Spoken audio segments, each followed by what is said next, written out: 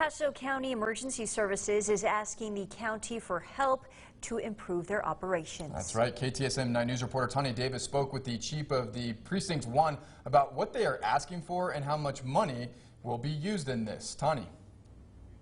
Andy, Natasha, the Emergency Services Department proposed a budget of about approximately $9.5 million that would allow them to do a number of different things that they could not do last year.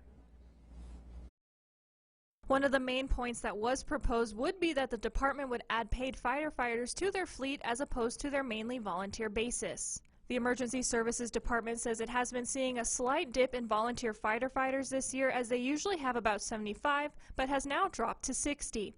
The department believes that the paid positions will help the organization in the long run. So we're kind of see a trend where volunteering isn't as feasible anymore. Many people working two jobs. Many people, back in the early days, we had opportunities where if you were working for an employer, the employer would let you leave to respond to a call.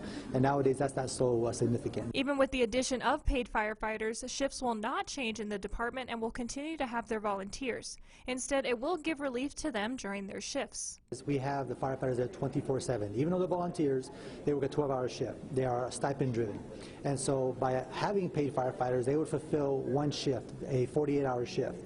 The other days will be covered by the volunteers, the stipend crew. And so we will still maintain the 24/7 coverage, just that one of our shifts would be covered by paid, the other two shifts would be covered by volunteers. The addition of paid firefighters would also mean emergency services would increase their availability. We're looking at doing a 4 firefighter crew at each station. So we go into safety aspects of it, having more firefighters available versus the initial 2 last year in comparison to 3 this year. Next year will be 4.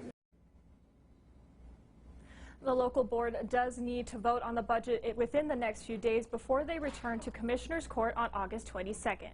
Andy, Natasha? And Tani, will there be any new training for these new paid firefighters?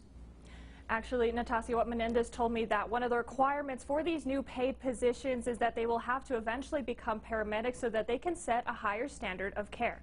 Back to you. All right, Tani Davis reporting for us live in the newsroom. Thank you so much, Tani.